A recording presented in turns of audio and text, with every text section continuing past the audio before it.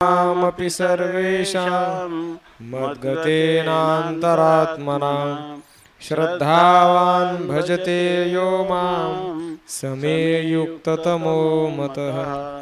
योगिनामपि सर्वेषां मद्गतेनान्तरात्मना श्रद्धावान् भजते यो मां समे युक्ततमो मतः।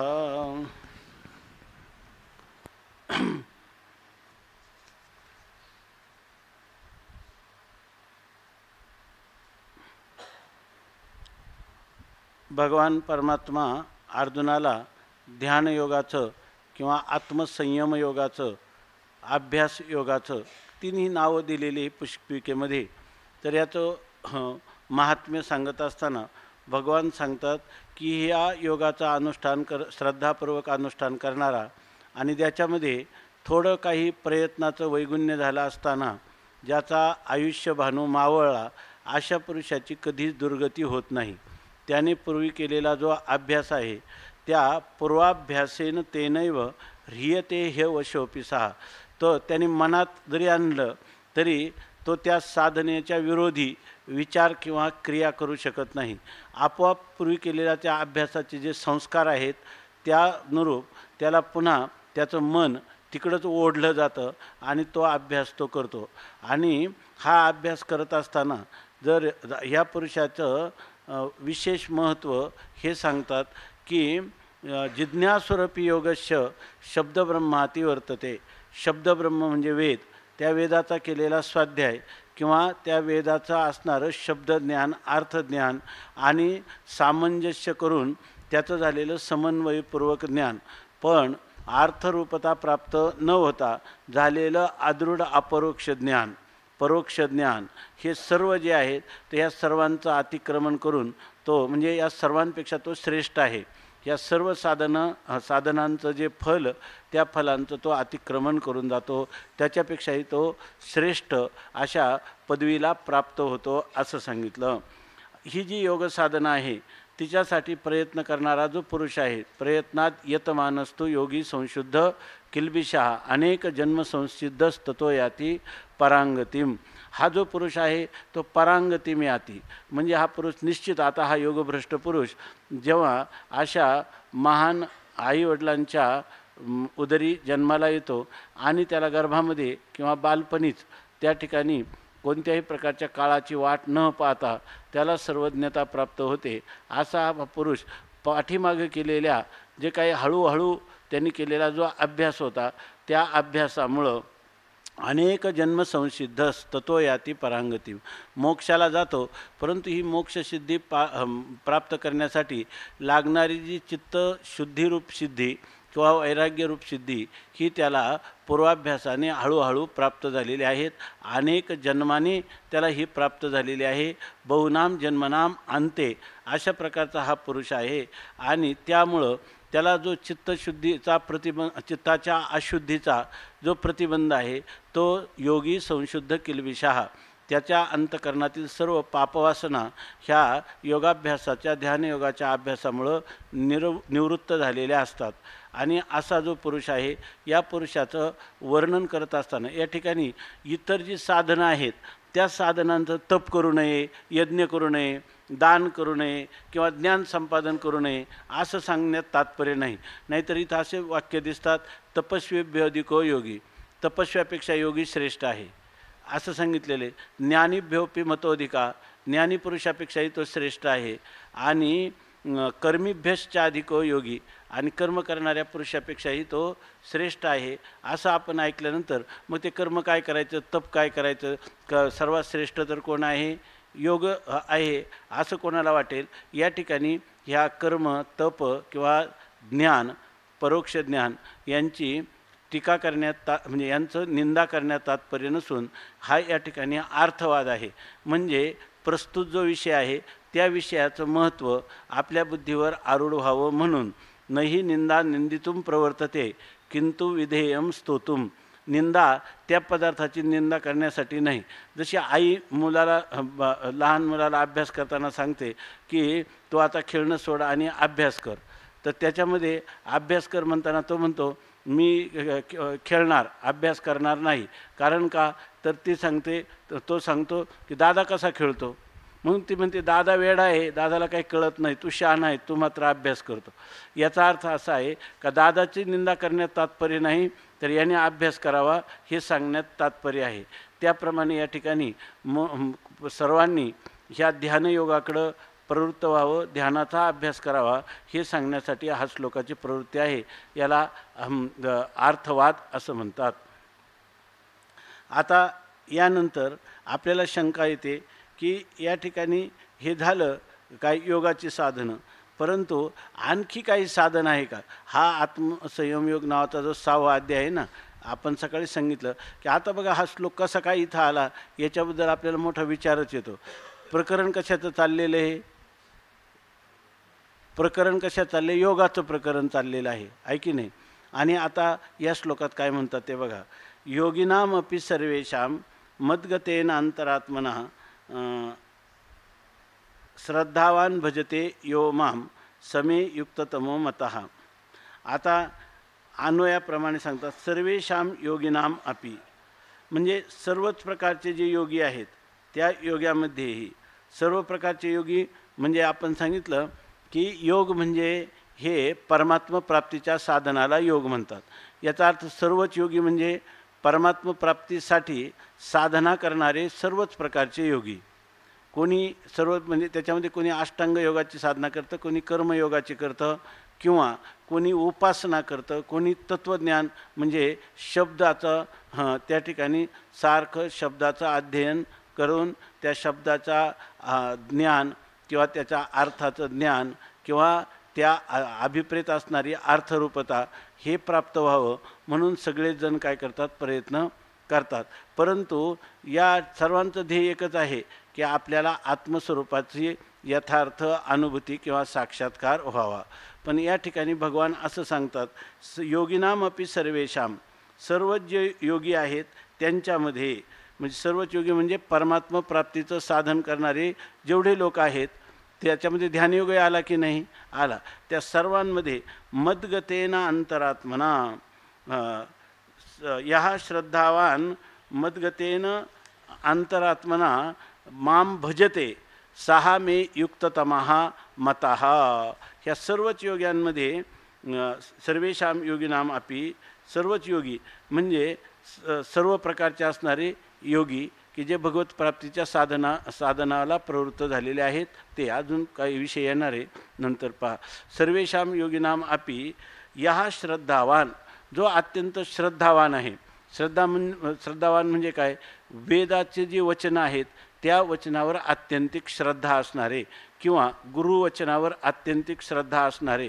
श्रद्धा म्हणजे इदम इत्थम, जे वेदाने सांगितलं ते तसंच आहे म्हणजे, किंवा गुरूंचं वचन ते अकाट्य आहे, अशी ज्या गुरुवचनावर किंवा शास्त्रवचनावर ज्यांची निष्ठा आहे असे जे श्रद्धावान पुरुष आहेत, त्या श्रद्धावान पुरुषामध्येही मद्गतेनं अंतरात्मना, मद्गतेनं माझ्या ठिकाणीच स्थिर झालेला गेलेला काय आहे अंतरात्मा म्हणजे अंतःकरण, ज्याचं अंतःकरण किंवा अंतःकरणाची वृत्ती ही माझ्याच ठिकाणी प्रविष्ट झालेली आहे.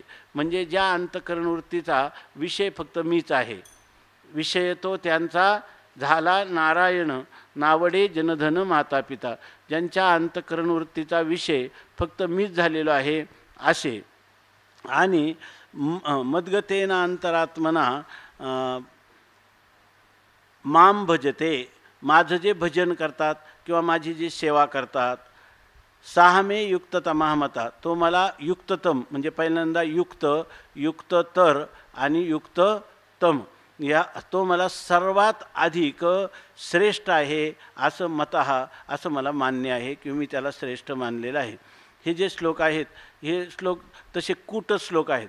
आता उपासनेचा कुठं विषय आहे का, आणि या ठिकाणी ज्याच्या अंतःकरणवृत्तीनं मला विषय केलेला आहे असा पुरुष मला सर्व योगांमध्ये म्हणजे योगाची साधनं करण्यामध्ये आवडतो. याचा अर्थ काय, ज्ञानी या तो आत्मा माझा, या ठिकाणी ज्ञानी पुरुष हा मला सर्वात आवडतो. सर्वात कोण आवडतं मनुष्याला, यम आत्मा परानंद परप्रेमास्पदम यतः, मानभुवम तू भूयासम इति प्रेमात्मनी इक्षते. माणसाचं सर्वाधिक प्रेम कोणावर आहे? आपल्या आत्म्यावर आहे, आपल्या स्वतःवर आहे. तितकं प्रेम कोणावर नाही. दुसऱ्यावर जरी प्रेम केलं तरी ते प्रेम त्या व्यक्तीच्या प्रेमासाठी नाही, तर ते आपल्या आत्म्यावरच्या, आपल्या आत्म्याच्या प्रेमासाठी आहे. म्हणून स्वामी महाराज नेहमी म्हणायचे, प्रीती दुजावर मोठी ती सर्वही आपुल्यासाठी. दुसऱ्यावर जे प्रेम केलं जातं ते प्रेम त्या वस्तूसाठी किंवा व्यक्तीसाठी नसून ते आपल्याला अनुकूल आहे म्हणून आपण त्याच्यावर प्रेम करतो. वास्तविक तोच जर आज अनुकूल असणारा, ज्याच्यावर आपण म्हणतो जीवापाड प्रेम केलं, ती व्यक्ती किंवा ती वस्तू जर आपल्याला प्रतिकूल झाली तर आपण त्याचा दुरूनच त्याग करण्याची इच्छा करतो. याचा अर्थ ती वस्तू प्रिय नाही, आपण आपल्याला अधिक प्रिय आहे. म्हणून उपनिषदामध्ये नवा अरे पत्युः कामाय पती प्रिय भवती आत्मनस्तु कामाय पती प्रिय भवती. नवा अरे मित्रस्य कामाय मित्रं प्रियं भवती आत्मनस्तु कामाय मित्रं प्रियं भवती. नवा अरे जायायाः कामाय जाया प्रिया भवती आत्मनस्तु कामाय जाया प्रिय भवती. हे जे सर्व जे काय असतील, पत्नी पत्नीसाठी प्रिय नाही, ती आपल्यासाठी प्रिय आहे. मित्र मित्रासाठी प्रिय नाही, तर आपल्यासाठी प्रिय आहे. पंचदशीमध्ये विचार करताना आपण पाहिलेलं आहे की एका आईवडिलांचं प्रेम आपल्या पुत्राच्या मित्रावर असतं आणि ते काय म्हणतात, आम्ही मुलगा आणि मित्र सारखा समजतो, त्याच्यात भेद मानत नाही. पण जर आपल्या पुत्राचं आणि त्या मित्राचं भांडण झालं तर त्या मित्राचं नावही घेत नाही. मग त्याच्यावर प्रेम आधी का करत होते? आपलं प्रेम कुठे? पुत्रावर. आणि म्हणून त्या पुत्राच्या अनुकूल तो मुलगा आहे म्हणून त्याच्या मित्रावर प्रेम होतं. याचा अर्थ खरं पुत्रावर प्रेम आहे, पुत्राच्या मित्रावर नाही. प्रसंग पडला तर पुत्रावर पण प्रेम नाही, ते आपल्यावरच आहे.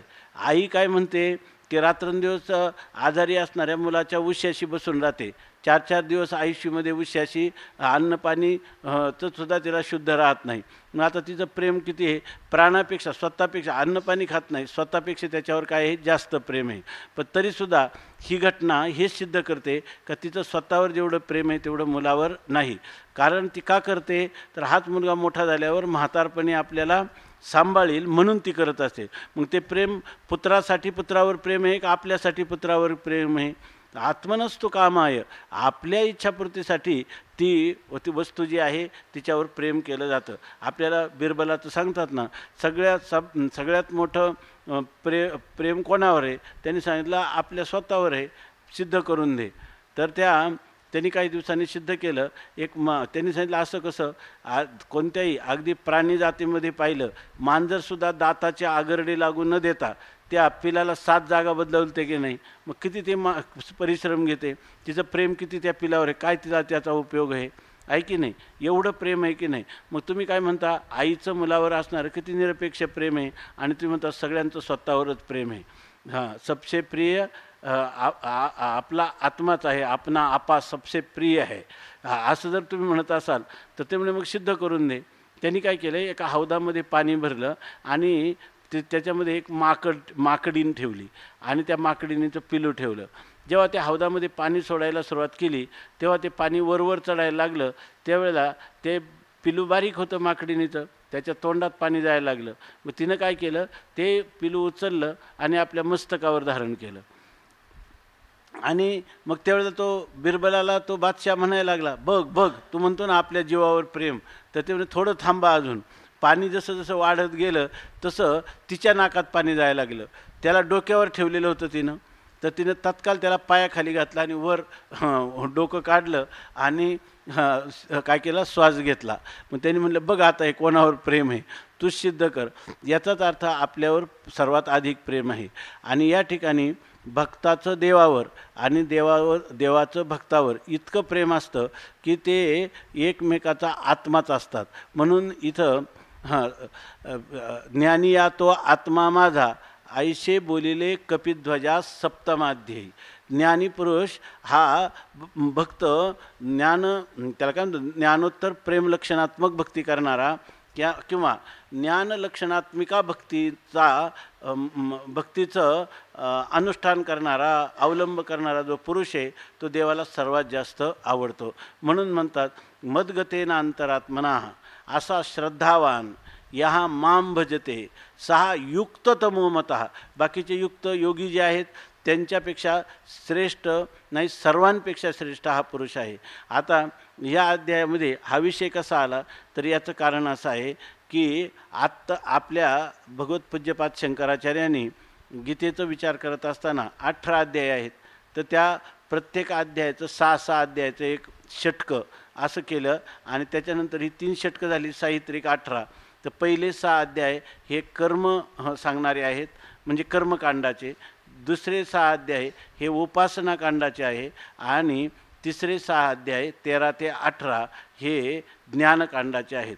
तेव्हा आता 7वा अध्याय आरंभ होत आहे, तेव्हा त्याचं काय होईल, उपासना कांड सुरू होईल. म्हणून या ठिकाणी भक्तीचं वर्णन केलेलं आहे. आता आपण सकाळी चिंतन केलं, सर्व लोक कर्माचे अधिकारी नाही, सर्व उपासनेचे नाही आणि सर्व ज्ञानाचे नाही. म्हणून शास्त्राची पद्धत आहे की अधिकार तैसा करू उपदेश, साहे ओझे त्यास तेची द्यावे. या ठिकाणी पहिल्यांदा कर्मकांडामध्ये ह्या गीतेमध्ये निष्काम कर्मापासून आरंभ होतो आणि 18व्या अध्यायापर्यंत त्याची नैष्कर्म्य दशेमध्ये परिसमाप्ती होते.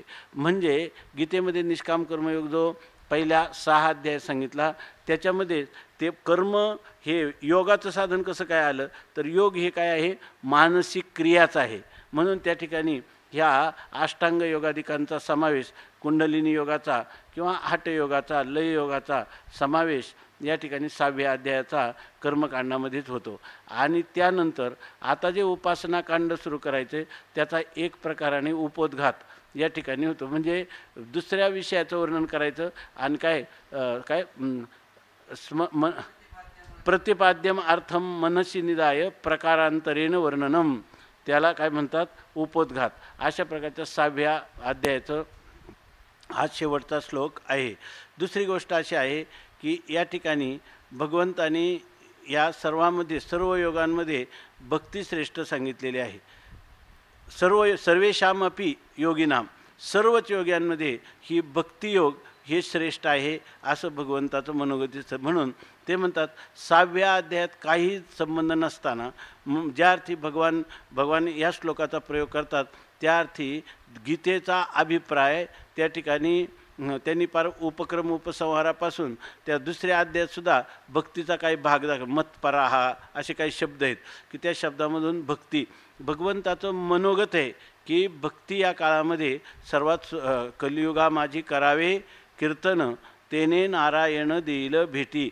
म्हणून भक्तियोगाचं महत्त्व अधिक आहे आणि त्यासाठी भक्तियोग हा सर्वात श्रेष्ठ आहे. त्या शेवटच्या याच्यात काय म्हणतात, 18व्या अध्यायातला कोणता श्लोक आहे भक्तीचा सांगणार, सर्व धर्मान परित्यज्य मामेकम शरणम व्रज. सर्व इतर धर्मांचा त्याग करून पार ज्ञान अज्ञानाधिक त्यांच्यापासून झालेले सर्व धर्म यांचा हे टवाळ आहेत त्यांचा त्याग कर आणि मामेकम शरणम व्रज. गीतेचा आत्मा किंवा मुख्य अभिप्राय आहे भगवंताची शरणागती. माम एकम, एकनिष्ठ भावनेने मला शरण ये, म्हणजे अहम त्वाम सर्व पापेभ्य मोक्षयिष्यामी. मी तुला सर्व पापातून म्हणजे पुण्यरूप पापातून देखील मुक्त करून तुला मी मोक्षाची प्राप्ती करून देईल किंवा तुला मोक्ष प्राप्त होईल. हे सगळा भगवत भक्तीचा महिमा या ठिकाणी सांगायचा आहे असं रामसुखदासजींनी वारंवार अनेक ठिकाणी त्या ह्या श्लोकाचा संदर्भ दिलेला आहे.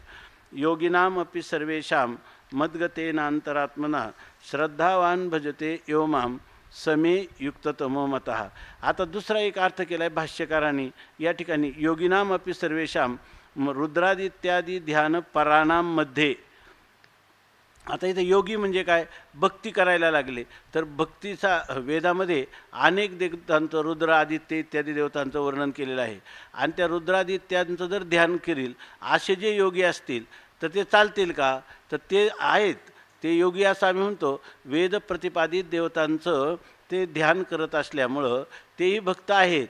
परंतु या भक्तांमध्ये उपासकांमध्ये योग्यांमध्ये मला आवडणारा कोण आहे तर रुद्रादित्य इत्यादींचं भजन करणाऱ्यापेक्षाही मद्गतेन मयी वासुदेवे समाहितेन अंतरात्मा अंतःकरणेन, ज्यांनी वासुदेव असणारा, वासुदेव म्हणजे सर्वत्र निवास करणारा निरपेक्ष व्यापक सर्वांमध्ये अनुसूत असणारं जे भगवत तत्व मी त्याच्या ठिकाणी ज्याने अंतरात्मा म्हणजे आपला अंतःकरण हे श्रद्धावान श्रद्धानासन श्रद्धेनं युक्त होऊन भजते, माझी जो सेवा करतो साहमे युक्ततमः अतिशयेन युक्तः मतः अभिप्रेतः, असा जो भक्त आहे की जो रात्रंदिवस त्याला नकळे दिवस की रात्री अखंड लागली शे ज्योती आनंद लहरीची गती वर्णू मी किती तया सुखा, या रात्र नकळे दिवस नकळे अंगी खेळे दैवत हे, या ठिकाणी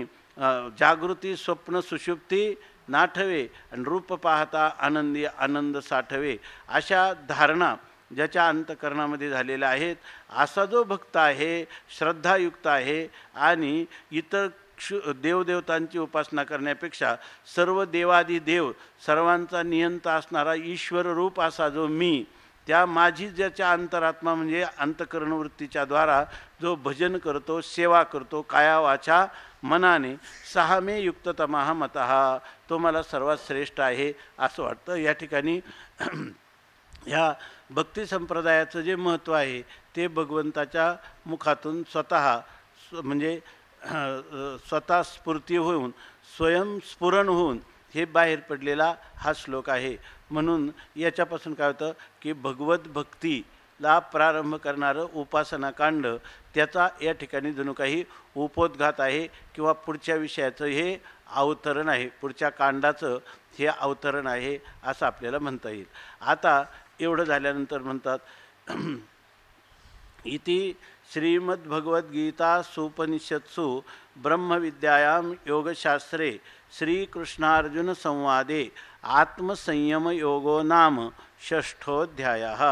याची पुष्पिका आहे की इति श्रीमद्भगवद्गीतासु, भगवद्गीता अखंडानंद स्वामी म्हणतात भगवता गीता, भगवंताने गायलेलं याला म्हणायचं भगवद्गीता, भगवंताने गायलेलं गीत आहे. गीता म्हणजे काय आहे भगवंताने, आणि गायलं कुठं, लोक गायन कधी करतात आपली दिवसाची सर्व कामं झालेली आहेत, आता एकदम मोकळा वेळ आहे आपल्याला मनोरंजन करायचं आहे, तेव्हा गायन किंवा नर्तन नृत्य किंवा गायन याचा आश्रय केलेल्या अनेक संस्कृती आपल्याला दिसून येतात. म्हणजे मोकळ्या वेळेमध्ये हे गायन ऐकणं किंवा गायन करणं किंवा नृत्य करणं किंवा नृत्य पाहणं ह्या गोष्टी घडतात.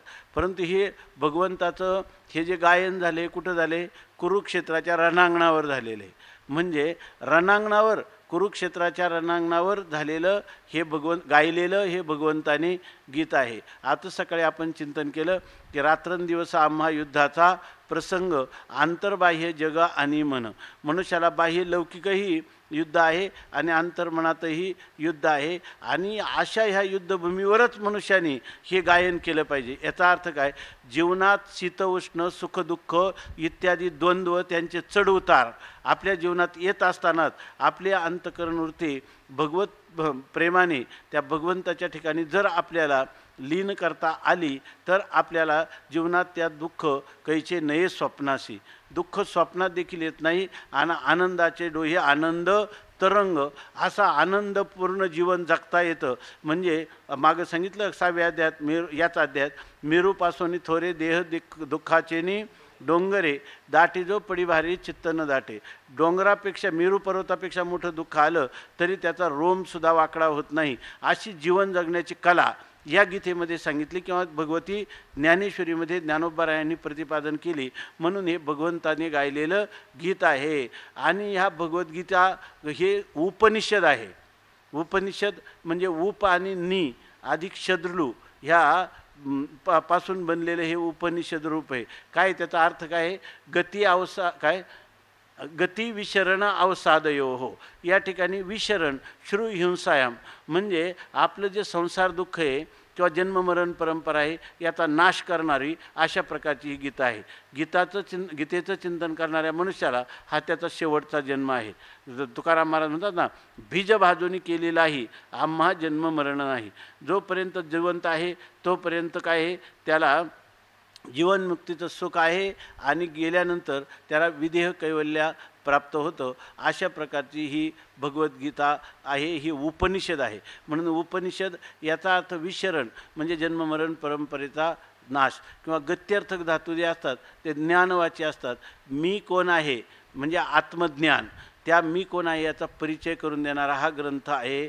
आणि संसार दुःखाची समाप्ती, संसार दुःख ज्याच्यामध्ये पूर्णपणे समाप्त, विशरण गती आणि अवसाधन, म्हणजे या ठिकाणी स्वयंप्रकाश परमात्म्याचं आपल्याला यथार्थ अनुभूती होते आणि अज्ञान कार्याचा नाश आणि क्रमाने बाध होतो असं म्हणा. अशा प्रकारची जी स्थिती आहे ती ह्या गीता श्रीमद भगवद्गीता असो, भगवंताने गायलेल्यामध्ये हे एक प्रकारचं उपनिषद आहे. किंवा ही गीता उपनिषद म्हणजे सनातन वैदिक ज्ञानकांड जे आहे वेदातलं त्याचं अनुसरण करणारा, किंवा त्याचं सार सर्वस्व किंवा त्यातील गुह्य ज्ञान प्रतिपादन करणारा हा ग्रंथ आहे. आधी पुन्हा सांगतात ही काय आहे, ब्रह्मविद्या. गीतेकडं लोकमान्य टिळकांनी केवळ कर्माने मोक्ष आहे असं पाहिलं, किंवा रामानुजाचार्यादिकांनी विशिष्ट अद्वैत पक्षामध्ये भगवंताच्या केलेल्या उपासनेने मोक्ष होतो असं सांगितलेलं आहे.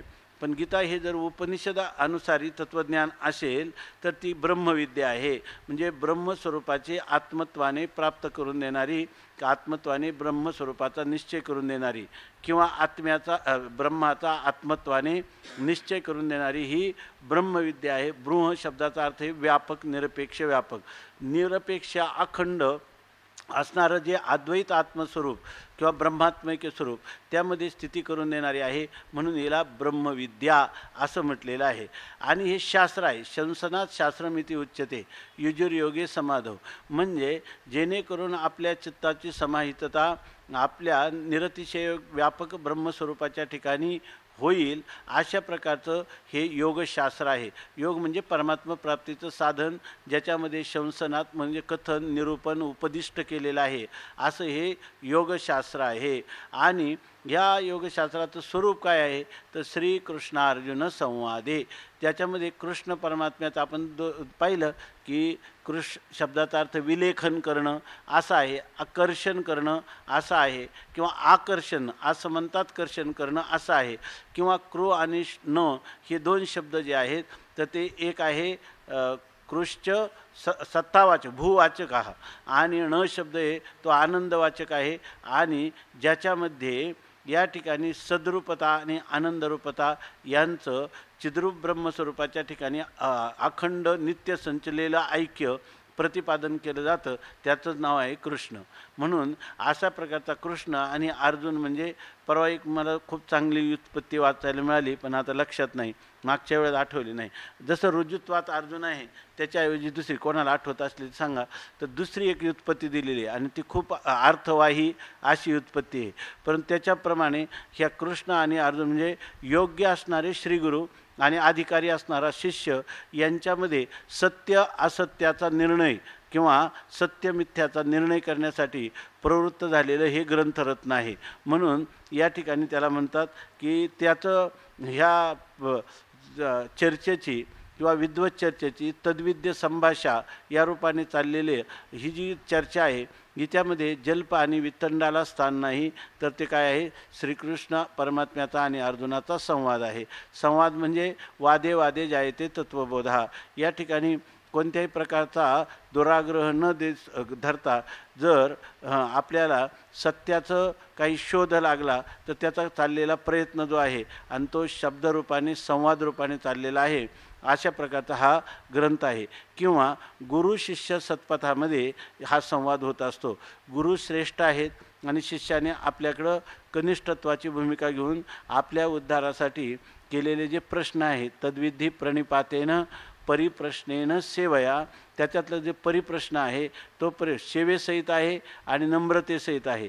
अर्थात हा संवाद जरी गुरु शिष्यामध्ये असला तरी तो जे श्रेष्ठ कनिष्ठ भावाचा निराश करून दोघांच्याही मध्ये असणारं जे नित्य ऐक्य आहे त्या ऐक्याचंच प्रतिपादन करतो आणि ते गुरूंना अनुभूत असतं आणि शिष्याला त्याच्याविषयी दृढ श्रद्धेने त्यालाही अनुभूत होतं. म्हणून दोघांचं पुन्हा नित्य ऐक्य सिद्ध होतं. म्हणून या ठिकाणी त्याला म्हणतात की श्रीकृष्ण अर्जुन संवादे. आता ह्या अध्यायाचं नाव सांगतात आत्मसंयमयोग ध्यानयोग आणि अभ्यासयोग या ठिकाणी आत्मसंयम म्हणजे आपल्या आत्मस्वरूपाच्या ठिकाणी आपल्या अंतःकरण वृत्तीला नियंत्रित करून स्थापित करणं याला म्हणतात आत्मसंयम. किंवा आत्मा शब्दाचा अर्थ जर अंतःकरण घेतला तर अंतःकरणाला निग्रहित करणं म्हणजे योगस्तु चित्तवृत्ती निरोधा यालाही या ठिकाणी योग असं म्हणतात. म्हणून हा आत्मसंयम योग अशा प्रकारचा 6वा अध्याय या ठिकाणी आज समाप्त होत आहे.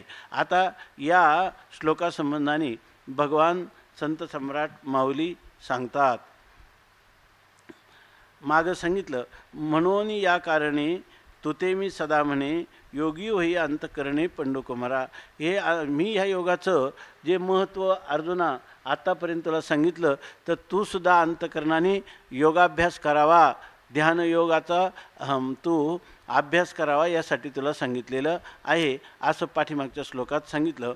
आणि आता भगवान म्हणतात आगा योगी जो म्हणजे तो देवाचा देव जाणीजे आणि सुख सर्वस्व माझे चैतन्य तो. आगा अरे हे अर्जुना जो योगी म्हणजे ज्याला योगी असं म्हणतात ना, तो योगी म्हणजे कोण आहे? साधारण व्यक्ती नाही ते, तर देवाचा देव जाणीजे. तो देवांचा देव आहे. म्हणजे ह्या योगाचा अभ्यास करणारा पुरुष आणि त्याद्वारा फलाला प्राप्तीला झालेला पुरुष याला केवळ योगी म्हणून थांबायचं नाही, तो देवाधिदेव देवाचा देव जाणे देवांचाही देव आहे असं समजावं. सुख सर्वस्व माझे आणि तो माझे सुख सर्वस्व आहे. म्हणजे माझ्या सुखासाठी सर्व प्रकारेने तोच फक्त माझ्या सुखाचं साधन आहे किंवा त्याच्याच भेटीनं मला सुख होतं किंवा माझ्या जीवनात सुखाची उपलब्धी करायला एकम सर्वस्व म्हणजे एकम एव अद्वितीय. तर अशा प्रकारचं स्थान फक्त त्या योगी पुरुषाचं आहे. तो माझं सुख सर्वस्व आहे म्हणजे सुखाच्या उपलब्धीचं पूर्णतया एकमेवा द्वितीय असं तो साधन आहे. आणि तो माझे चैतन्य आणि तो माझं चैतन्य असं जसं या शरीरातून चैतन्य निघून गेलं की त्या झाला प्रेतरूप शरीराचा भाव, तसं मला जे देवपण आहे त्या देवपणाचं चैतन्य कोण आहे? तो साधू. कारण तुकाराम महाराज म्हणतात माझी या भावे तुझं देवपण ते तू का जाणं विसरलाशी. देवा तुला कोण किंमत देतं एवढं? जर या साधू लोकांनी ईश्वराची मान्यता ठेवली नसती किंवा वेदातल्या द्रष्ट्या ऋषींनी जर ईश्वरवाद प्रस्थापित केला नसता तर ईश्वर कोणती भाजी आहे आणि कशाबरोबर खायचं कोणाला कळलं असतं का? ह्या अज्ञाताचं ज्ञापन आपल्याला संतांनी करून दिले. म्हणून तुकाराम महाराज जेव्हा भगवंताबरोबर प्रेमाने कलह किंवा भांडण करतात तेव्हा त्याला म्हणतात की तुझं आहे ना किंवा जनाबाई आहे, जनाबाई देवाला शिव्या देतात की नाही? या ठिकाणी अरे अरे विठ्या मूळ मायेच्या कारट्या तुझी रांडरंडकी झाली काय सावित्री चुडाली आली जन्म सावित्री चुडाली आली ना, अशा प्रकारचं भांडतात. याचं कारण काय आहे की जनाबाई म्हणतात की तुकाराम महाराज म्हणतात की नामदेवराय सगळ्यांनी काय केले, देवा ह्या संकल्पनेला खरं महत्त्व देणारे कोण असतील तर हे सगळे संत आहेत. म्हणून या ठिकाणी त्यांचं सुख सर्वस्व माझे तो परमात्मा हे त्यांचं चैतन्य आहे. म्हणजे त्यांनी जर त्याच्या ठिकाणी देवत्वाचा आरोप केला तर देव आहे, नाहीतर काय आहे? देव नाही. पाषाणमूर्तीमध्ये जेव्हा ब्राह्मण वेदोचं मंत्रोच्चारणपूर्वक प्राणप्रतिष्ठा करतात तेव्हापासून ते काय होते? चिन्मय अशा प्रकारची ती मूर्ती होते. त्याच्या अगोदर एक पाषाण असतो. तसं देव म्हणतात तो माझं सुख सर्वस्व तर आहेत पण तो माझं चैतन्य म्हणजे माझा जीव की प्राण तो आहे. मग तया आम्हा प्रीतीचे स्वरूप बोली निर्वचे ऐसे नव्हे गा तो साचे सुभद्रापती. आता म्हणतात मग यानंतर सांगतात अर्जुना तया आम्हा प्रीतीचे तेथ भजता भजन भजावे हे भक्ती साधन जे आगवे तो मीच झालो अनुभवे अखंडित. या ठिकाणी माणसाला असं वाटतं की आपण भगवंताची भक्ती करतो आणि भगवंत काय आहे? भज्य आहे आणि मी कोण आहे? भजन करणारा भजक आहे. आणि भज्य आणि भजक यांना जोडणारं सूत्र कोण आहे? भक्ती आहे. म्हणजे भक्ती भगवान आणि भक्त हे तीन आहेत असं आपल्याला वाटतं. परंतु या ठिकाणी मला वाटतं रामचरित मानसामध्ये काय भक्त भगवान एक असं सांगणार आहे की भक्ती भगवान आणि भक्त हे तिन्ही काय आहे, नावं तीन आहेत, पण त्यांचं स्वरूप मात्र काय आहे, एकच आहे. भजता भजन भजावे, भजता म्हणजे तो भक्ती करणारा, भजन म्हणजे भक्ती, आणि भजावे म्हणजे त्या भजन करण्याचा जो विषय भज्य, हे भक्ती साधन जे आगवे, ही तीन भक्तीची साधन आहे. म्हणजे भक्तीसाठी ही त्रिपुटी लागते. एक कोणीतरी भक्ती करणारा असावा, नंतर ज्याची भक्ती करते तो असावा, आणि त्या दोघांना जोडणारा धागा भक्ती हा असावा, आहे की नाही. म्हणजे भक्ताची अंतःकरण वृत्ती ही त्याच्या अंतःकरण वृत्ती ही त्या भज्यापर्यंत जाऊन पोचावी. हीच क्रिया वारंवार होऊ लागली की त्याला काय म्हणतात, भक्ती असं म्हणतात. परंतु हे जी त्रिपुटी आहे, भक्ती साधन जे आघवे, तो मीच झालो अनुभवे अखंडित. पण खरी भक्ती तीच आहे की त्या भक्तीमध्ये भजणाराही कोण आहे, परमात्माच आहे. भक्ती कोण आहे, परमात्माच आहे. आणि ज्याचं भजन करतं तो भज्य पण कोण आहे, परमात्मा. सगळ्या ठिकाणी विठ्ठल जळी स्थळी भरला, रीता ठाव नाही उरला, आजिम्या दृष्टीने पाहिला, विठ्ठलची विठ्ठलची. भक्ताला जर भगवानच आपल्याकडून भक्ती करून घेतो तर त्याला मी कोणी भक्ती करणार आहे असा अभिनिवेश राहील का? भक्ती क्रिया माझ्याकडून फार सुंदर रीतीने होत आहे असं तरी त्याला वाटेल का? कारण भक्तीसुद्धा कोण आहे, परमात्माच काय करतो, आपल्याला माध्यम करून आपलाच आनंद परमात्मा घेत आहे असं त्याला जेव्हा वाटेल, आणि तेव्हाच खरा आनंद होतो. आपण वेगळा आणि परमात्मा वेगळा असं भेद ठेवून जी भक्ती केली जाते ती खरी भक्तीच नाही. भक्ती कोणती आहे, ती प्राथमिक स्वरूपाची सामान्य स्वरूपाची भक्ती आहे. त्या भक्तीचं वर्णन शास्त्रात नाही किंवा त्या परंपराद्वैती भक्तीच्या नाहीत असं नाही, पण ती भक्ती श्रेष्ठ नाही. या ठिकाणी सर्वात श्रेष्ठ भक्ती कोणाची असेल, हे ते अर्थ जिज्ञासू, अर्थार्थी आणि ज्ञानी. तर ही ज्ञानी पुरुषाची असणारी भक्ती आहे. त्यांच्या दृष्टीनं तर मी अनुभवे, त्यांच्या अनुभवात अखंडित मीच झालो. म्हणजे हे त्रिपुटी कोण झालेलं आहे, मीच झालेलं आहे, परमात्मा सर्व काही झालेला आहे असं त्यांना वाटतं. मग तया आम्हा प्रीतीचे स्वरूप बोली निर्वचे, ऐशे नव्हे गा ते साचे सुभद्रापती. मग आणि असे जेव्हा त्याला ही त्रिपुटी मावळून केवळ सर्वांमध्ये अनुसूत असणारं परमात्म तत्व तेच सर्वत्र विलसत आहे, माझ्या सहित सर्व परमात्माच आहे असा जेव्हा त्याला बोध होतो, हे त्या भक्तीचं काय सांगितलं आहे, स्वरूप. आणि अशी जी भक्ती आहे त्या भक्तीमध्ये तया आम्हा प्रीतीचे, मग त्या भक्तीमध्ये तया म्हणजे तो देव आणि आम्ही यांच्यावर, आमच्या दोघांमध्ये असणारी जी प्रीती, देव आणि भक्तांचं परस्परावर असणारं जे प्रेम, त्या प्रेमाचं कसं स्वरूप असतं, आपण नारद भक्ती सूत्रात पाहिलं, अनिर्वचनीयम प्रेम स्वरूपम. ते अनिर्वचनीय आहे. म्हणजे त्या प्रीतीचे स्वरूप, त्या प्रेमाचं स्वरूप कसं असतं हे बोली निर्वचे ऐसे नव्हे, हे तुम्हाला बोलण्यातून दाखवता येईल, ऐसे नव्हे असं नाही. त्या ठिकाणी शब्द जो आहे तर तो शब्द त्या ठिकाणी त्या प्रेमाचं वर्णन करू शकत नाही. शब्द सगळ्या जगाचं वर्णन करील, सगळ्या विश्वातलं कोणत्याही पदार्थाचं वर्णन करील, परंतु त्याला परमात्म्याचं वर केलेलं जे प्रेम आहे त्या प्रेमाचं स्वरूप त्याला बोलण्याने सांगता येऊ शकत नाही. बोली निर्वचे ऐसे नव्हे, मग तो काय आहे, ते साचे सुभद्रापती. ते जे प्रेम आहे ना, ते फक्त त्याचा अर्थ एवढाच आहे की ते साचे म्हणजे ते प्रेम खरं आहे. खरं आहे म्हणजे त्या खरं ज्याचं प्रेम असतं त्या प्रेमामध्ये ते साचे म्हणजे काय, त्याच्यामध्ये आपल्या प्रेमास्पदाला सुख देण्यासाठी ते इच्छा असते, आपल्या सुखासाठी त्याच्याकडून कोणत्याही प्रकारची इच्छा नसते. तसंच मी भगवंताची भक्ती करतो अशा प्रकारचा दंभ त्याच्या ठिकाणी नसतो, अहंकार नसतो, किंवा त्याच्या ठिकाणी ह्या त्रिपुटीच्या द्वारा केली जाणारी जी भक्ती तिच्यामध्ये असणारी जी कृत्रिमता, ती कृत्रिमता नसून त्याच्या ठिकाणी सहज भाव असतो, म्हणून ते खरं साचं आहे असं सांगतात. ते प्रेम करत असताना त्या प्रेमाच्या मोबदल्यात ते एकतर्फी प्रेम असतं, त्या प्रेमाच्या मोबदल्यात दुसऱ्याकडून प्रीतीची सुद्धा अपेक्षा केली जात नाही. म्हणून हे सुभद्रापती, हे अर्जुना, सुभद्रेचा पती असणाऱ्या हे अर्जुना, हे साचे हे खरं प्रेम असतं. परंतु ते खरं प्रेम असतं ते बोलून दाखवता येत नाही. आणि बोलून दाखवलं का ते प्रेम गेलं. त्यांनी सांगितलं प्रेमाचा एक दिवा आहे, कवींनी सांगितलं, आणि तो घरामध्ये तेवत आहे की नाही. तो कुठपर्यंत तेवत राहतो, जोपर्यंत त्याला वाऱ्याची झुळूक लागली नाही तोपर्यंत.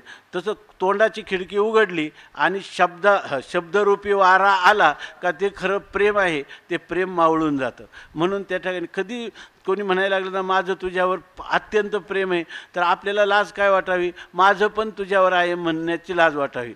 कारण या म्हणण्यानेच आमचं प्रेम नाही हे सिद्ध होतं, कारण ते शब्दात आलं. म्हणून म्हणतात की बोली निर्वचे, ते बोलण्याने सांगता येत नाही. प्रेम नये सांगता बोलता दाविता अनुभव चित्ता अनुभव चित्ता चित्त जाणे असं सांगतात. जे भजती या भज्य नाही. हां तया एकवटलिया प्रेमा, जरी पाडे पाहिजे उपमा, तरी मी देह तो आत्मा हेची होय. रात्री ते कीर्तनामध्ये महाराजांनी फार गोड वाट, देवावर प्रेम करतो भक्त याला महत्त्व नाही, किंवा देवा वाचून त्याला करमत नाही याला महत्त्व नाही, देवाला त्याच्या वाचून करमता कामा नये. जसं नामदेवरायांची भक्ती आहे, देवाला इतकी आवडती, नामदेवराय इतकं प्रेम आहे, तर ज्ञानोबाराय म्हटले किंवा आम्ही नामदेवरायांना घेऊन जातो, पण नामदेवरायांना सांभाळून न्या म्हटले. आणि नामदेवराय तीर्थयात्रेतून येईपर्यंत अनेक वेळा ह्याच्या पश्चिम तटाला चंद्रभागेच्या राहून सारखे वाट पाहतात. आता दक्षिणेमध्ये असतील, आता उत्तरेमध्ये असतील, त्यांनी लवकर यावं, कारण त्याची प्रमाणं पण आहे तीर्थयात्रेच्या अभंगामध्ये. आणि त्यांची निर्वहन करताना नामदेवरायाला सांभाळून न्या, माझं हे लाडकं डिंगर आहे, असं भोळा आहे, काय त्याचं वर्णन ज्ञानोबारायांना त्यांनी सांगितलं. आरुष साबडी, आरुष साबडी नामे माझे वेडे, मार्गी मागे पुढे सांभाळ, पाठीमागे पुढे सांभाळ. आरुष माझे वेडे, माझा नामा आरुष म्हणजे एकदम आडानी किंवा लहान मुलासारखा बालिश आहे, थोडा वेडा आहे, तर त्याला तुम्ही सांभाळून घ्या. पण आता तुमचं म्हणणंच आहे, काय सांगतात ज्ञानोबाराय पांडुरंगाजवळ काय सांगतात की ह्यांना मला माझ्याबरोबर तुझ्या संगतीचे नित्य सुख घ्यावे, सार्थक करावे जीवनाचे. तुमच्या संगतीत मला राहायला मिळावं, जीवनाचं माझ्या सार्थक व्हावं, म्हणून नामदेवरायांना बरोबर घेऊन जातो, किंवा नामदेवा तू माझ्याबरोबर चाल, असं ज्ञानोबाराय म्हणतात. तर हे जे आहे, तर भक्ताचं देवावर प्रेम नाही, खरं प्रेम ते की देवाला भक्ताशिवाय गोड वाटता कामा नये. म्हणून तसंच इथं सांगतात, देव स्वतः म्हणतात तया एकवटलिया प्रेमा, म्हणजे माझं आणि त्याचं एकवटलिया म्हणजे ऐक्य भावाला प्राप्त झालेलं जे प्रेम आहे, त्या प्रेमाला जरी पाडे उपमा पाहिजे, जर पाडे म्हणजे त्याची तुलना करायची, दोघांची काय करायची, देवाचं भक्तावर आणि भक्तांचं देवावर, याची जर तुम्हाला पाडे म्हणजे तुलना करून जर त्याला उपमाच द्यायची झाली, तर एवढीच उपमा द्यायची की मी देह आणि तो आत्मा हेची होय. उपमा एवढीच देता येईल का मी म्हणजे देह आहे आणि तो म्हणजे आत्मा आहे. म्हणजे याचा अर्थ काय आहे, देह जो आहे, देहातमध्ये जोपर्यंत आत्मा आहे तोपर्यंत त्या देहाला महत्त्व आहे, आणि आत्मा गेला की संपलं. तसं माझं देव पण आहे ना, तर मी म्हणजे शरीर आहे, आणि तो माझ्या शरीरामध्ये असणारं चैतन्य आहे, तो आत्मा आहे. म्हणजे देवाला आपण काय वाटतं, देवाला आपली उपाधी कनिष्ठ वाटते, आणि भक्ताची उपाधी काय आहे, श्रेष्ठ आहे, की त्याच्यामुळं मला देव पण प्राप्त झालं असं भगवंताला वाटतं. म्हणून त्याला उपमाच द्यायची झाली तरी मी देह तो आत्मा हेची होय. ऐसे भक्त चकोर चंद्रे, बोलिले गुणसमुद्रे, त्रिभुवनैक नरेंद्रे संजयो म्हणे. आणि ही गोष्ट दूरदर्शन आणि दूरश्रवण सिद्धी प्राप्त झालेला संजय जो आहे, तो धृतराष्ट्राला, ज्ञानोबारायमधून धृतराष्ट्राची, संजयाची त्यांना आठवण होते. नुसता अर्जुनच हे नाही, पण अर्जुन आणि भगवंताचा संवाद ऐकणारा जो संजय आहे त्याची आठवण करून सांगतात. हा संजय धृतराष्ट्राला हे कथन करीत आहे कुरुक्षेत्राचा वृत्तांत.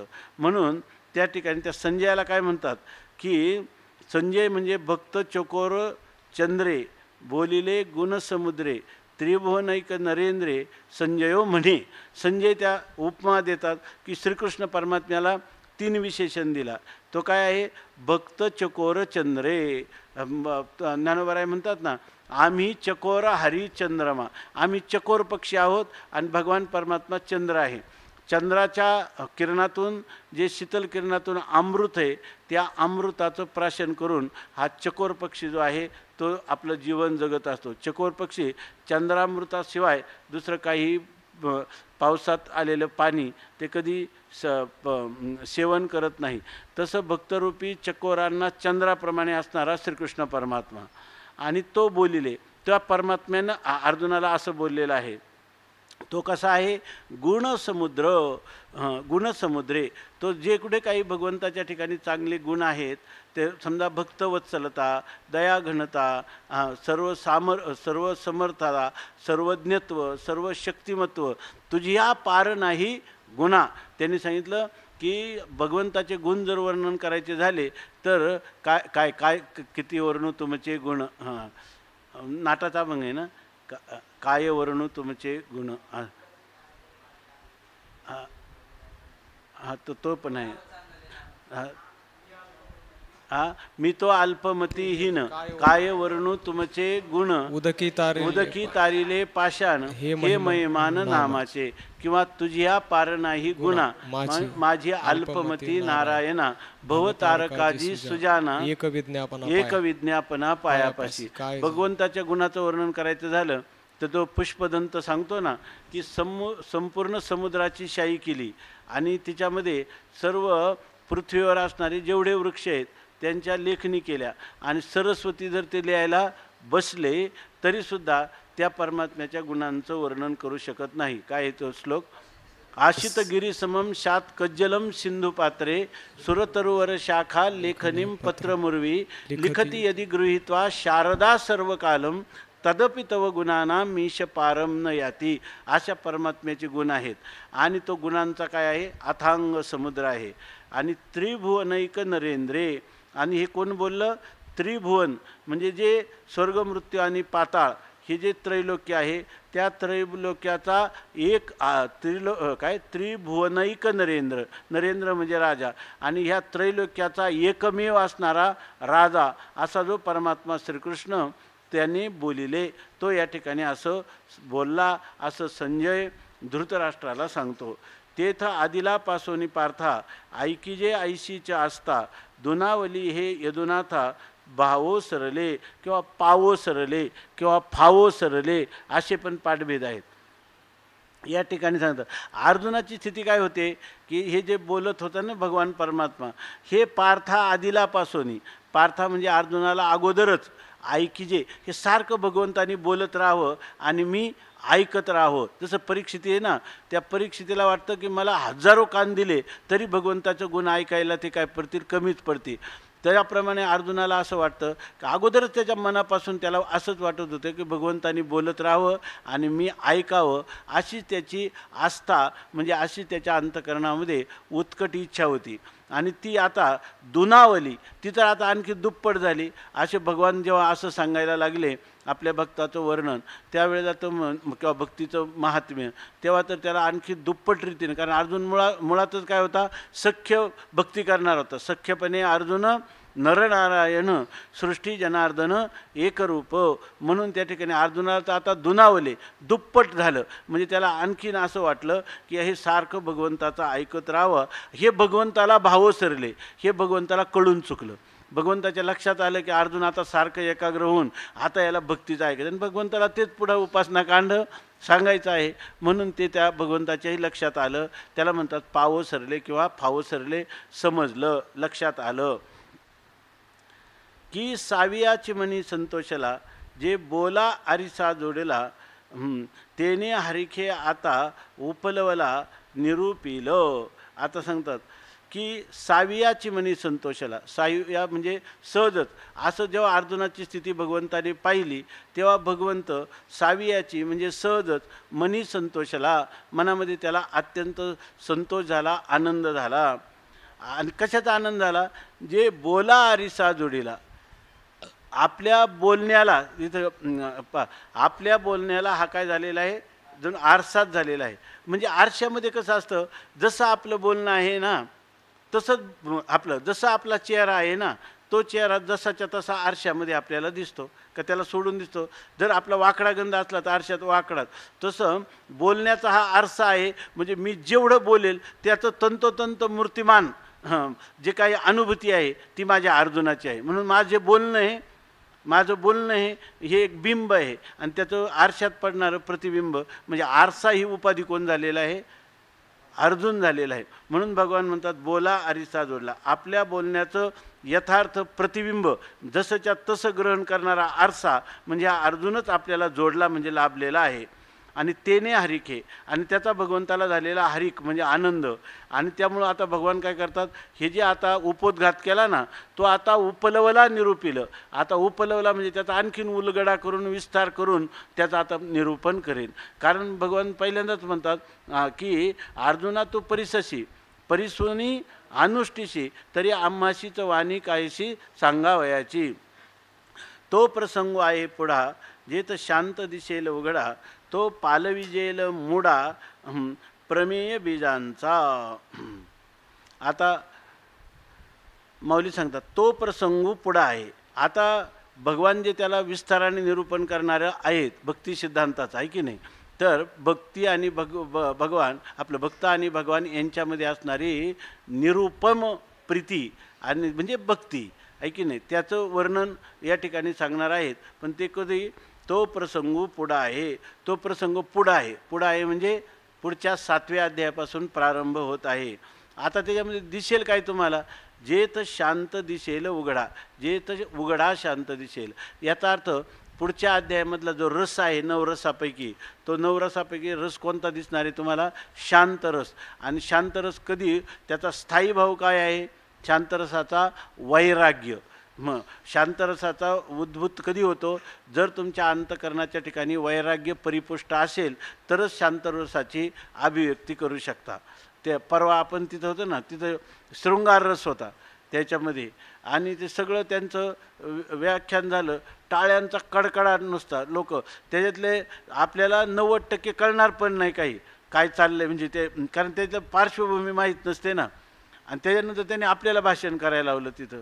मी म्हटलं आता जर मी भाषण करणं म्हणजे झडीत मोडधर नाही, कारण लोक सगळे त्या रंगामध्ये रंगलेले.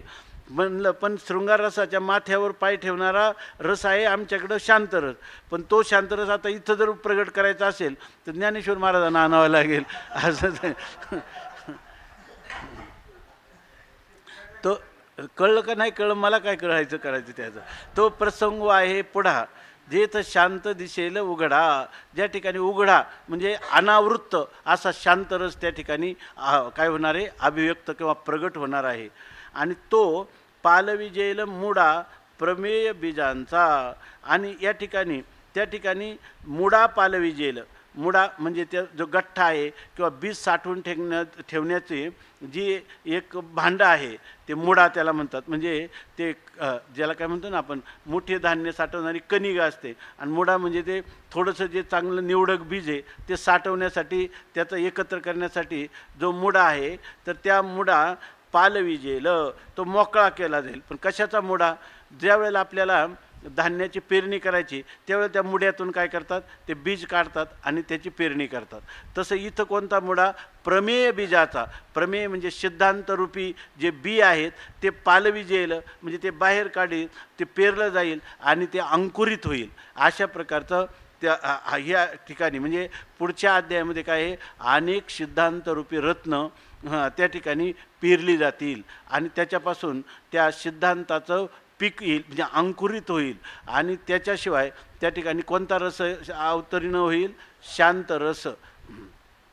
शांतरस अवतरण होईल याचा अर्थ वैराग्य पण निर्माण होईल. अशा प्रकारचा विषय पुढचा अध्याय म्हणजे 210 ओव्या आहेत पण सगळ्या ओव्या अत्यंत महत्त्वाच्या आहेत. तुम्ही म्हणाल 6व्या अध्यायात सर्वात महत्त्वाचा म्हटले, प्रत्येक अध्यायाला असंच म्हणायचं असतं. जो तो प्रसंग आहे पुढा जेथ शांत दिसेल उघडा. उघडा शांतरस दिसेल आणि त्या रीतीनं प्रमेय बीजाचा मुडा पालविजेल. प्रमेय बीजांची त्या ठिकाणी प्रेरणी करून त्याचा पालव म्हणजे त्याला अंकुरित करण्यात येईल.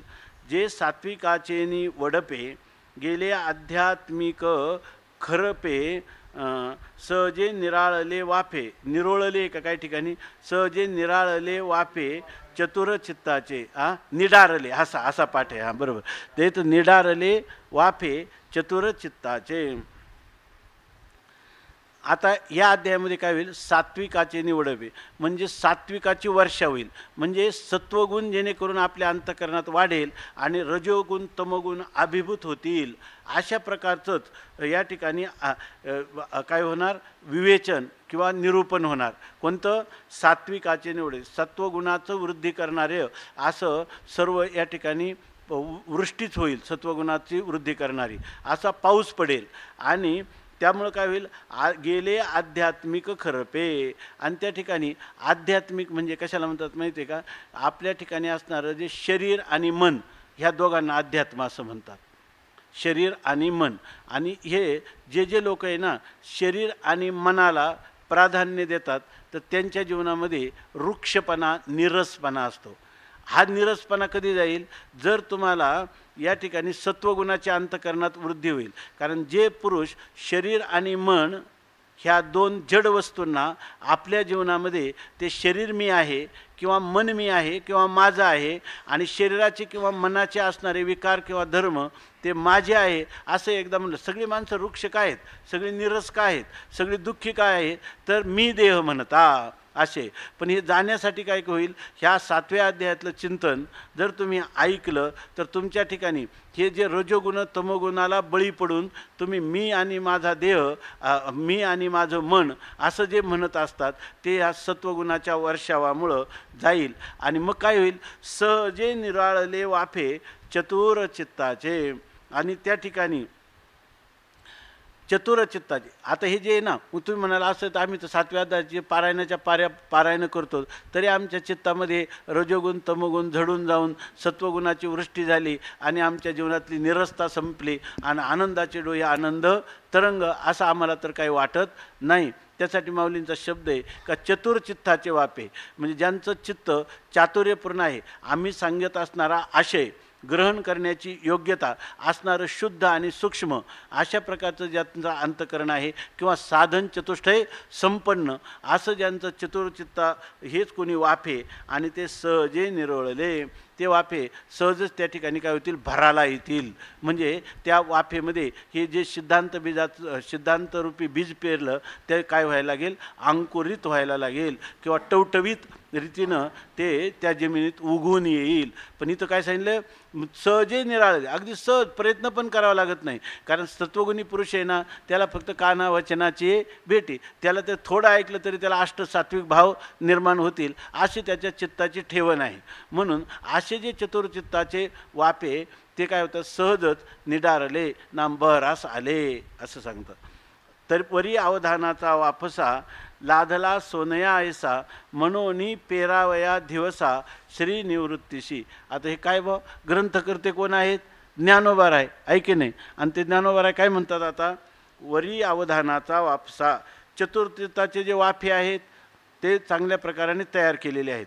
आणि त्याच्यावर पुन्हा काय केलेलं, समजा योग्य वेळेला ती जमीन पेरण्याचं वातावरण पाहिजे आपल्याकडं. समजा जर ती जमीन जास्त चिखल असली तर पेरणं नाही, वृक्ष असली तर नाही. म्हणून वापसा झाला की नाही यासाठी ते शेतकरी येतात ना, त्या शेतातला एक गोळा घेतात आणि वर फेकून देतात. तो जर इकडं तिकडं पांगला तर मग आता वापसा झालेली आहे. आणि तो जर गोळा जर तिथं गोळ्यासारखा खाली पडला तर इथं पीक येणार नाही. म्हणून ते म्हणतात या का, तर त्या वापसा झाली पाहिजे, पाऊस पडला तरी वापसा झाली पाहिजे. इथं हे चतुर्चित्ताचे जे वाफे आहेत त्याला वापसा कधी होईल, तर अवधानाचा वापसा. अवधान म्हणजे चित्ताची एकाग्रता करून ते ऐकलं पाहिजे. असं वाटलं पाहिजे की आजी श्रवणेंद्रिया पाहिले, जेणे मोक्षनिधान देखिले, ते स्वप्नचिक परितुकले साचा सरिषे. असं अवधानाचा वापसा. ह्या म्हणजे जर मनुष्य श्रोता जर एकाग्र चित्ताचा मिळाला तर ही जमीन जी आहे ना, ते काय झाली, त्याचा अंतःकरणाचा वापशावर आलेलं आहे.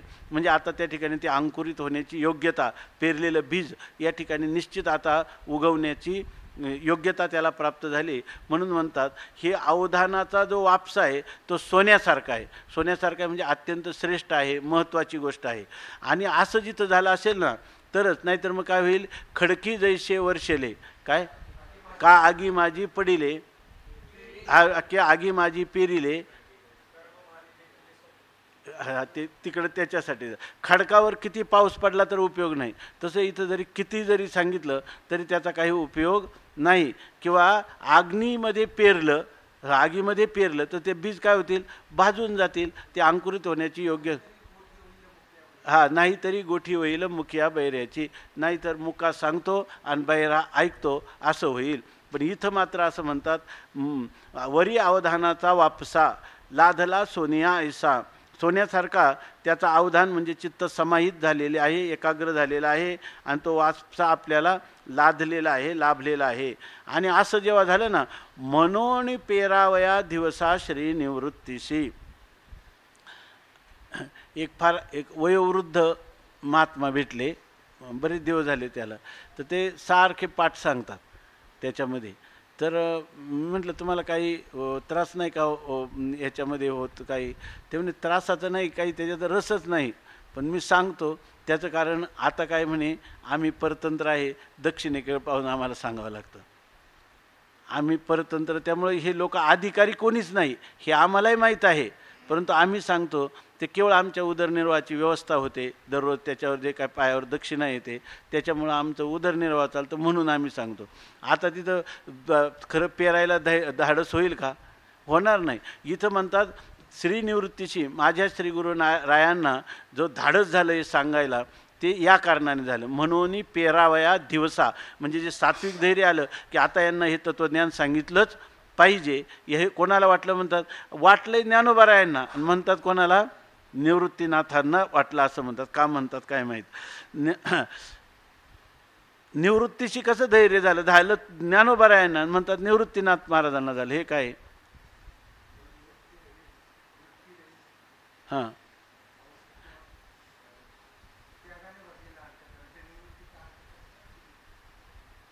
इथं सांगा कशामुळं आलं.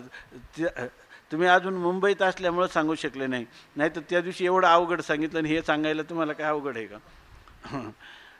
हे बघा, वरी अवधानाचा वापसा लाधला सोनियायसा. म्हणजे इथं ज्ञानोबाराय सांगतात की हे जे श्रोते आहेत ते एकाग्र चित्ताने ऐकतात आणि त्यांचं जे चित्ताची एकाग्रता हे सोन्यासारखा जणू काही वापसात झालेला आहे. आणि अशी स्थिती झाली म्हणून निवृत्तीनाथ महाराजांना इथं आता बीज पेरावं वाटलं. आता निवृत्तीनाथ महाराजांनी सांगितलं का, सांगायला सच्चिदानंद बाबा लिहितात आणि सांगतात कोण, माऊली, आणि म्हणतात हे धैर्य कोणी केलं, निवृत्तीनाथ महाराजांनी केलं.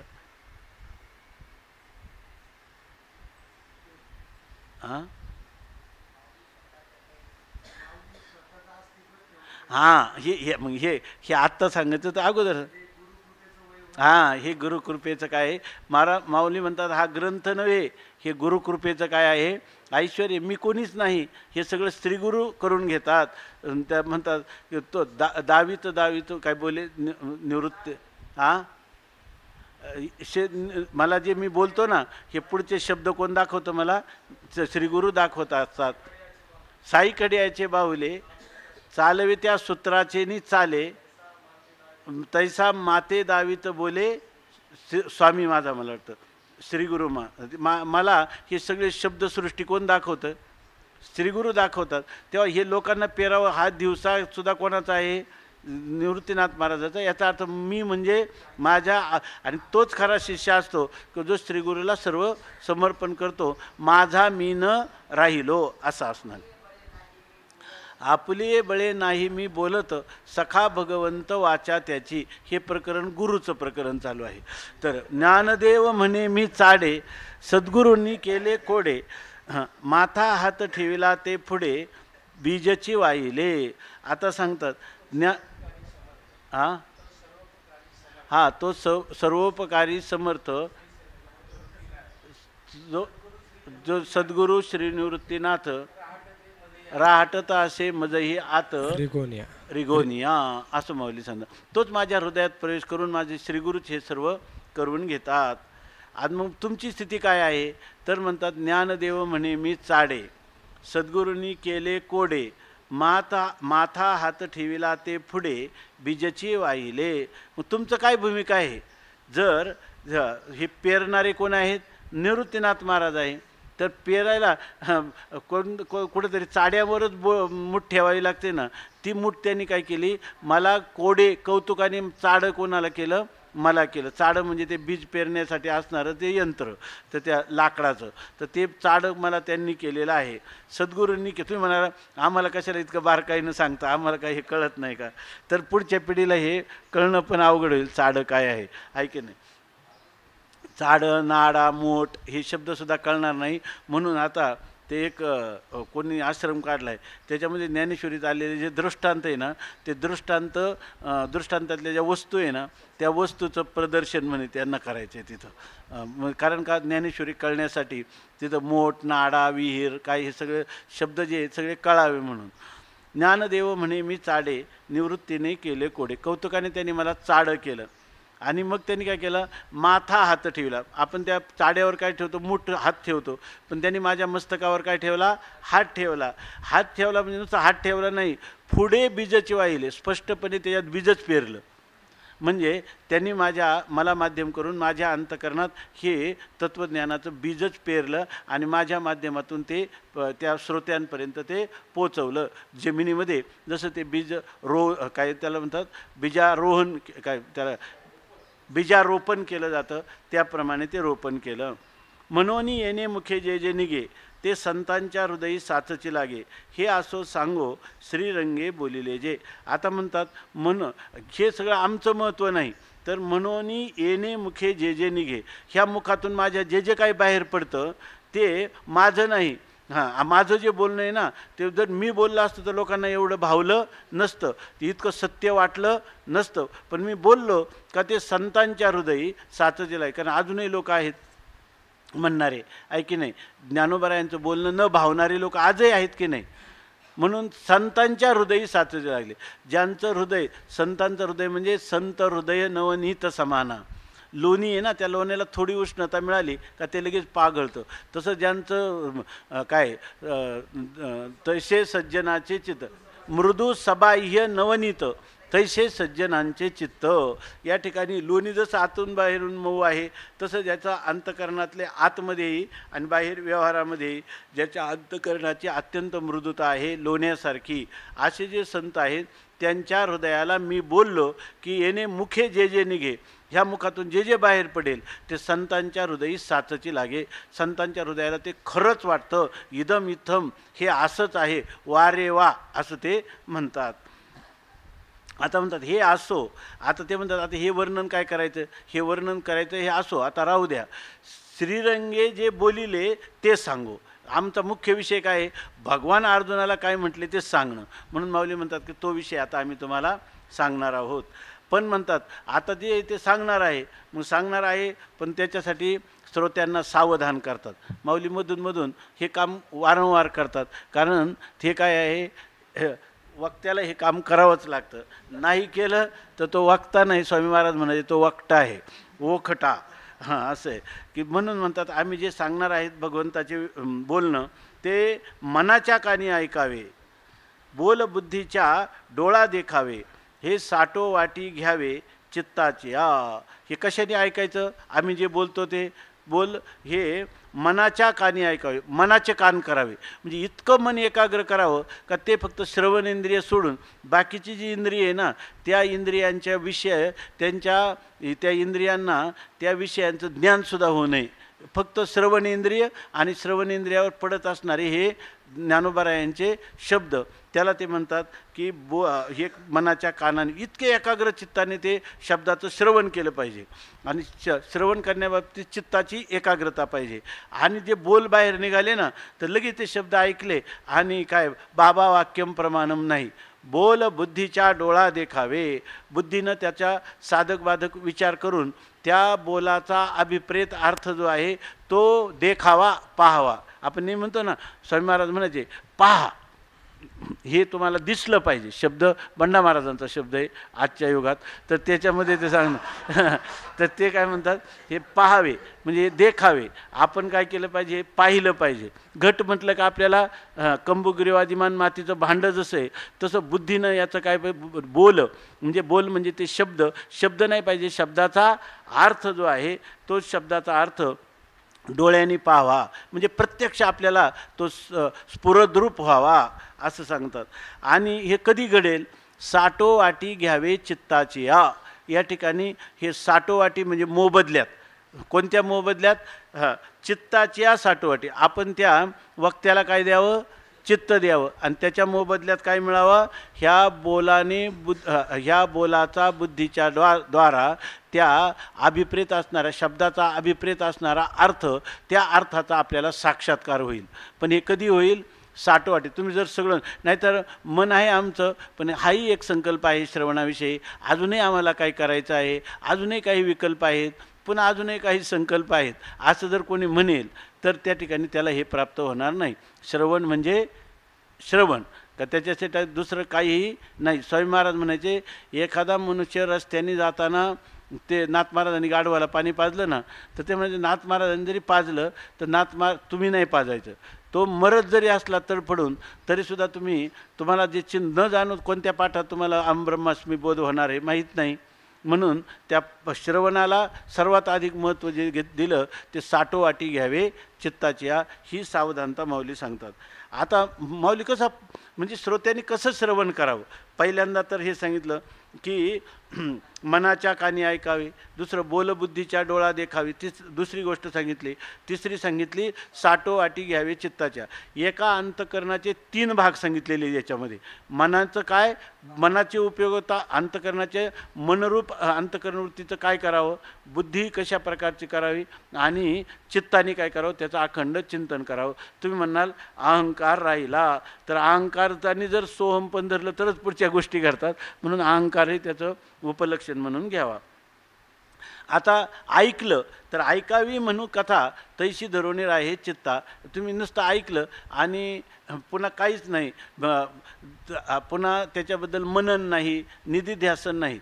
आता हे महाराज काल सांगत होते, स्वामीजींनी जेव्हा यांना निरोप समारंभ दिला, हे निघाले तेव्हा त्यांनी सांगितलं, जेवढं तुम्हाला आम्ही शिकवलं त्याचं जर तुम्ही मनन निधी, बरोबर आहे ना महाराज, मनन निधिध्यासन करा. ते नाही केलं तर तुम्हाला याचा काही उपयोग होणार नाही. तुम्ही जेवढं शिकले ते सर्व विसरून जाईल, त्याचा काही उपयोग होणार नाही. म्हणून वेदांत वाक्येषु सदा रमंतो भिक्षान्न मात्रेन चतुष्टिमंतः असं त्याचं वर्णन केलं. आणखी जे ऐकलं ते अवधानाचे हाते न्यावे हृदया आतवते, हे रिझवितेल आयनिते सज्जनांचे. आता तुम्ही जे ऐकलं त्याच्यासाठी अवधान म्हणजे चित्ताची एकाग्रता. माऊलीने 9व्या अध्यायात सांगणार आहेत, नुसतं तुम्ही तरी अवधान एक वेळे दिजे, मग सर्व सुखाशी पात्र होईजे. हे प्रतिज्ञोत्तर माझे उघड ऐका, परी हे न बोले होजी, तुम्हा सर्वज्ञांच्या समाजी द्यावे अवधान, हे माझी विनवणी सलगीची, असं माऊली म्हणतात. या ठिकाणी तुम्ही जे लक्षपूर्वक ऐकलं ना, तर त्याचं तुमची चित्ताची एकाग्रता हात आहे. आपण जसं हात तोंडात घालतो तसं चित्ताची एकाग्रता हाच आपला काय आहे, हात. आणि त्या हाताने ते न्यावे हृदया आतवते. आपण जसं उदरात घास ढकलतो तसा तो कुठं न्यायचा, चित्ताच्या एकाग्रतेने ऐकलेले जे शब्दांचा जो अर्थ तो आपल्या हृदयाच्या आतमध्ये न्यायचा. म्हणजे आपल्या मनाच्या गंभीर स्तरापर्यंत तो पोचवायचा, बुद्धीच्या गंभीर स्तरापर्यंत तो पोचवायचा. आणि हे घ्यायचं कशाने, याचं एक मुख्य सांगतात, हे काय, हे रिझवितील आयनिते सज्जनांच्या. आणि अशा प्रकाराने तुम्ही जर ह्या पद्धतीनं श्रवण केलं तर काय होईल, हे जे शब्द आहेत तुम्ही ऐकून घेतले ते सज्जनांचे आयनिते रिझवतील. सज्जन लोक म्हणजे साधू लोक किंवा अधिकारी मोक्ष लोक जे आहेत ते लोक, किंवा जे सिद्धतेला प्राप्त झालेले आहेत ते सुद्धा या ठिकाणी आयनी ते रिझवतील.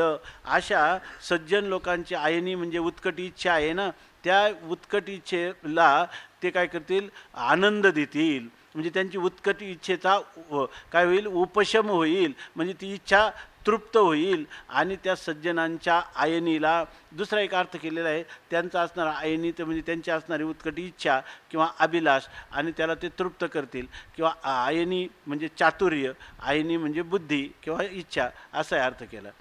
म्हणजे तुमची त्याच्यामुळे काय होईल, तुम्हाला आनंद होईल. इथं काय आहे, इथं तुम्हाला काही करायचं नाही, फक्त ऐकायचं. पण ऐकता ऐकता अशा रीतीने ऐकलं तर काय होईल, माऊली सांगतात, काय ती ओवी आहे की नाही, हां, तैसा मनाचा मारू न करिता, इंद्रिया ते दुःख न देता, मनाचा निरोध करीत बसायचं नाही, फक्त ऐकत राहायचं. मनाचा मारू न करिता, इंद्रिया ते दुःख न देता, इंद्रियांनाही काही दुःख द्यायचं नाही. आणि येथे मोक्षाचे असे, आणि तुम्हाला मोक्षच मिळाल. कुठं? मोक्षाचे असे आयता सहजच मिळेल, अनायास मिळेल. पण कुठे मिळेल? श्रवणाची माझी, श्रवणामध्ये हा मोक्ष मिळेल.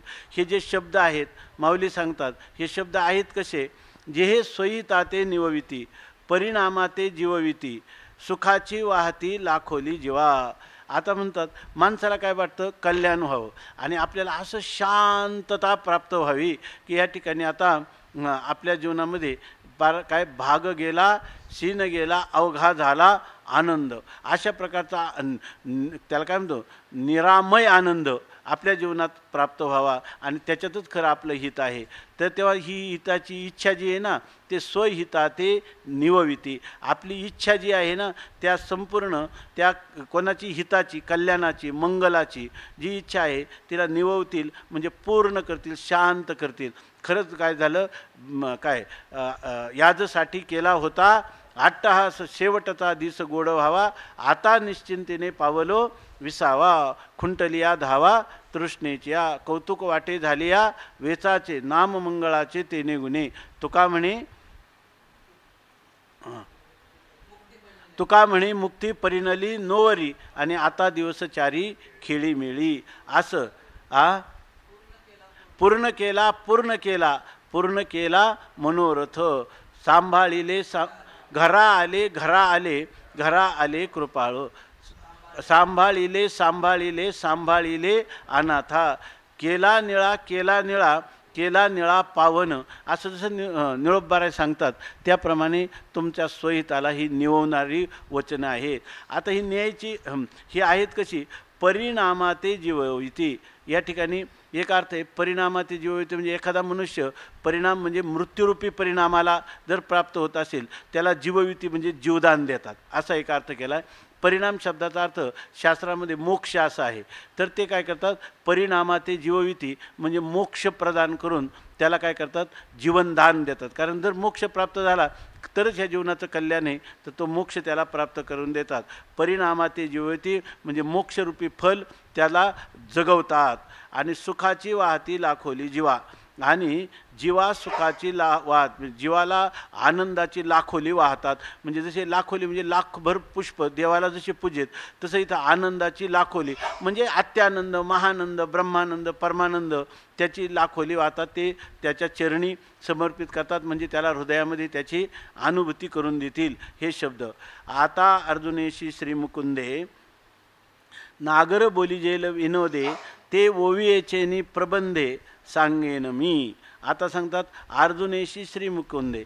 अर्जुनाला श्रीमुकुंद म्हणजे भगवान परमात्मा लक्ष्मीपती, तो विनोदे नागर बोलिजेल, विनोदाने बोलेल पण फार सौंदर्यपूर्ण, माधुर्यपूर्ण असं, म्हणजे मनोरंजनासारखं बोलेल पण त्याच्यामध्ये माधुर्य असेल, त्याच्यामध्ये ज्ञानचर्चा असेल, अशा प्रकारचं सांगेल. आणि ते कसं सांगणार? गद्यात नाही सांगतात. ओवियेचेनी प्रबंधे सांगेन मी श्रीगुरु कृपेने ही ओवीचं प्रबंध म्हणजे ओवीची रचना करून मी सांगणार आहे. ते 7व्या अध्यायापासून. इति श्री ज्ञानदेव विरचितायां भावार्थ दीपिकायां 6ठोऽध्यायः. श्रीकृष्णार्पणमस्तु. श्री गुरुचरणारविन्दार्पणमस्तु. श्री भगवानुवाच